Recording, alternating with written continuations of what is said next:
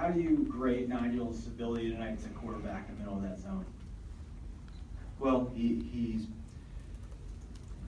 being such a multi-dimensional player, meaning he can play a little bit on the perimeter. He's got size to go over people inside and strength and some quickness. But probably one thing that's overlooked a lot with him and doesn't get talked about as much or enough is his ability to pass and his vision. And he did, I thought, a very good job for the most part of really making good decisions. Obviously, when you have 10 assists or whatever he had, 10 assists, and for as much as he touched the ball in there, only 3 turnovers. He just made things go. He made a difference, and that was kind of the plan coming in, to try to touch him as much as possible, and then let him facilitate and make plays from there. And obviously, guys got to make shots too. Guys around him made shots. Ethan did a pretty good job around the rim, and but you're just happy for him to. That's the type of all-around player he can be and is. He's trending in the right direction. So just got to keep getting better and keep developing a supporting cast. Greg, especially when you had your starters in there, was that about as close as textbook as you can get to playing the zone? Yeah, I'm sure I'll find several things on film that we could have done a little bit better. I think the bench helped us from a standpoint of, you didn't see the minutes tonight, but our ability to use the bench in other games previously has allowed some of the older guys to remain a little fresher at times. And I think even though maybe the numbers tonight don't show in terms of the volume of minutes the guys off the bench played, they were able to help us in previous games to, when you get in these type of situations. And specifically, I went with the starters a little longer because they were in such a rhythm. They had played very well together, and I really felt they were in sync. And unless I found, I tried to spot guys around the media timeouts, or if I saw somebody really, mouth breathing or the different body language things I look for fatigue. I tried to go with them as much as possible. The other thing is those guys have experience against it, more than maybe some of our younger guys do. And in only one day to prep, you have a tendency sometimes to lean on experience a little bit more, knowing that those younger guys haven't seen it quite as much. So, but really proud of all of them because the bench, like I said, helped prior to tonight to set up tonight for them to play that well. Jeff? Greg, a lot of times if the team doesn't shoot well from three-point range, you're asked about the quality of the shots. Tonight, they hit the three-point shots. Were most of them the result of getting the ball inside and the ball movement that led to the clean looks? Yeah, I would think, I'd have to look back at the film, but I don't know if any of them were a result of not touching the paint. Maybe it wasn't in the paint for long, but we did a pretty good job for the most part. And obviously it always looks better when the ball goes in. But we made a pretty conscious effort, and they stayed consistent with that. They even talked about in the timeout I gave some story in the pregame about going fishing and don't take the bait, meaning too many threes too early will be, taking it hook, line, and sinker. Don't take it hook, line, and sinker. You're going to have some looks early. If they're there, that's fine, but let's not make that 40 minutes of that. And they kept reminding each other of that. They kept saying, remember the fish thing? Remember the fish thing? So as goofy as the story was, at least it stuck. So, but they did a good job of making a conscious effort and intention to try to play inside out as much as possible. It looked like Ethan was looking for his shot more than usual tonight. Would you say that he has ever taken over a game to the extent that he did tonight, or did this look like one of his best games? Well, he was able to get the ball in some pretty high percentage areas, and that was a result, obviously, of teammates doing a good job around him of stretching the floor. As we hit more and more threes, you notice they had to get a little wider and get a little more extended, so it left him either operating one-on-one, or as Nigel was making plays in the middle, they had to account for him too. So that's kind of the chess match that goes on with what we can do inside and outside. So he was a recipient of teammates doing a good job, and obviously for the most part, I don't know who all had the assist to him, but I'm sure a lot of those 10 or those 10 of Nigel's are to Ethan. Although I know he did hit some perimeter shooters as well, but Ethan was he was effective. He was efficient. He sticks to what he does well, and he's very good at around the rim. All right. Greg, on a national level, we hear a lot about Bronson and Nigel, not as much about Ethan. How important is he to this team and what you all hope to achieve this season? Well, he gives us a low post threat, consistent low post threat, and I think he's getting better because his confidence is growing. He's become, the one thing I noticed last year, he had a very good year as a freshman, but he was inconsistent at times. He was up and down as a normal track a freshman takes, and a lot of that was confidence driven. So I think right now, his experience from last year prohibits him from having a lot of ups and downs. He's been more consistent. He's been more consistent in practice. So that it's just a step in his maturity in the right direction. I think that's the biggest thing. He's just, he's playing like a sophomore that has a year of experience under his belt. Jeff? Greg White hit some tough shots for them in the first half. He missed everything he threw up in the second half. I'm just curious, what was Nigel able to do to at least make it more difficult for him? Well, a bigger, longer guy on him. We had Showalter on him most of the first half because I was worried about Leiden, and I wanted a bigger guy at Leiden, so it was kind of pick your poison for the most part. But at halftime we talked about that and switched that around a little bit to see at least if we could get him out of rhythm. And Nigel had guarded him in previous years at Nebraska, or last year at Nebraska, so he was aware of his tendencies, and it was just an adjustment. We made it half, and Nigel did a very good job on him, and I think we got better in other areas too. We didn't give us up as much to the rim, and we put a little more pressure on the ball, which made it harder for him or for them to find him in rhythm at time. But he made some tough shots for him. He got loose a couple times too. He made some mistakes, but he also hit some tough ones in the first half. And usually when you get one or two clean looks and an easy one, then the tough ones aren't that tough. And he's obviously a very good player that will have a very good year for him. But I think it was just Nigel's experience and his size was a factor. Following up on your fish story there, how much is this 2-week switch here between Maui and going into Oklahoma sort of a collective learning experience that you can sort of cash in and draw from later this season?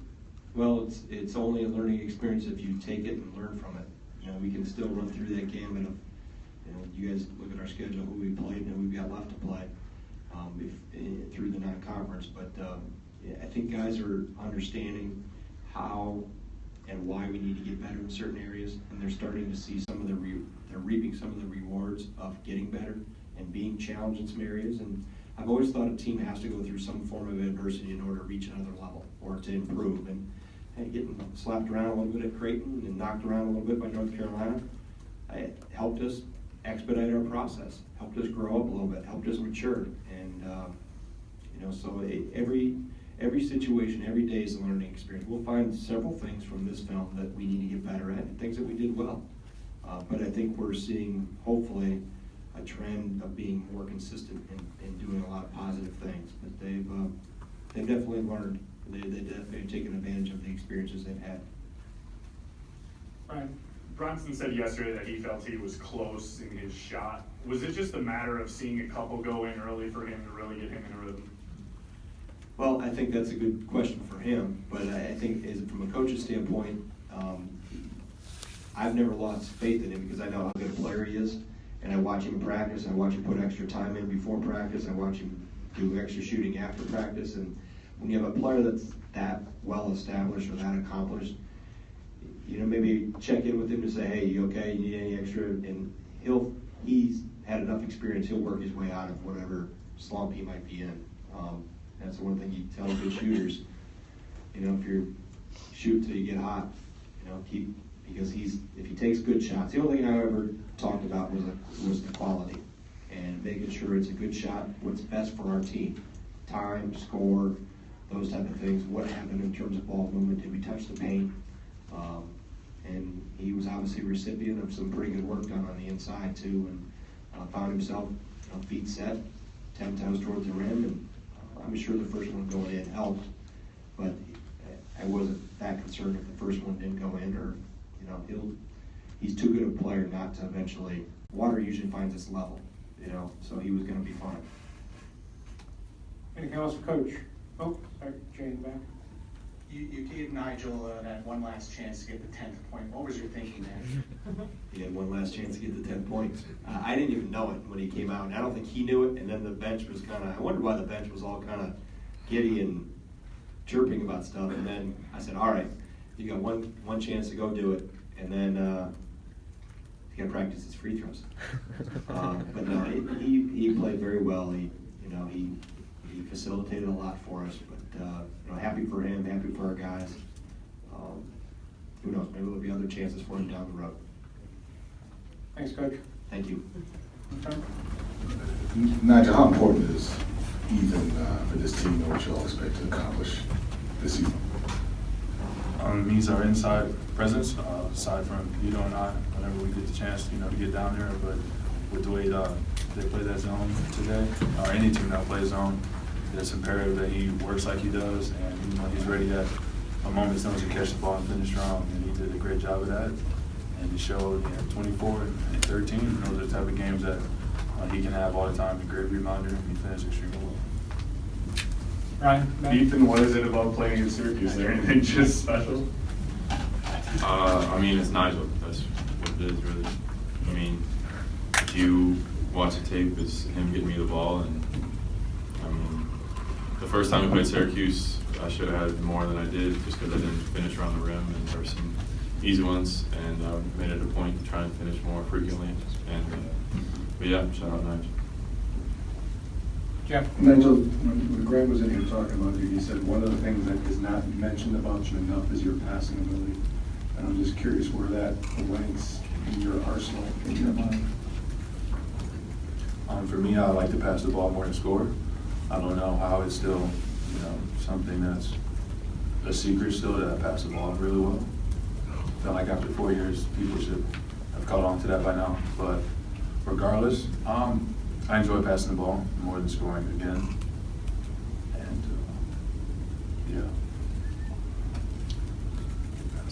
In the middle?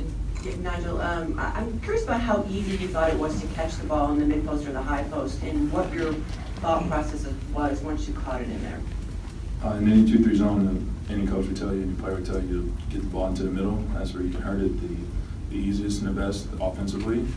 And those two guys, the only reason I'm able to catch it in there so easily is because I'm surrounded with great shooters, Vito, Ethan.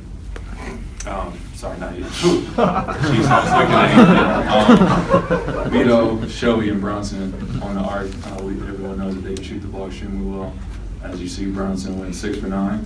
So when you can pull the top two guys out of the zone away from the center, that allows for an easier pass. And then the two guys on the bottom still have to get to the corner and get to those guys' leads. Ethan and I to play 1-on-1 or 2-on-1 in there, and I think we won that battle today. Jeff? This for both guys. Greg also said that he thought the trip to Maui, including the loss to North Carolina and also losing to Creighton, has kind of accelerated the growth process of this team, gotten you guys a little tougher and showed you what you needed to work on. I'm just curious your thoughts on that. Yeah, I would agree with what he was talking about, just because a lot of teams have non-conference games that are supposed to be wins, and for us to take 2 on the chin like we did against Creighton, and then especially against UNC, you can either revert back to what you've been doing, or you can grow from it. And I think we've grown from it, and it's it sucks that we have 2 losses, but obviously we've learned from that, and we hope to keep doing that. Jim? Nigel, you got some experience going up against Andrew White during his days at Nebraska. What did you try to do against him in the second half to get him on his rhythm? A lot of people tell you, again, basketball is maybe 80% or higher mental game. And I know in the first half, Shelly was on him. He's a little taller than Shelly, and Shelly got a little, detached from him, allowed him to step in and get his rhythm and get some shots. So I wanted to make sure that I try to get at least one steal where I just knocked it out of his hand. That way he'll shield the ball.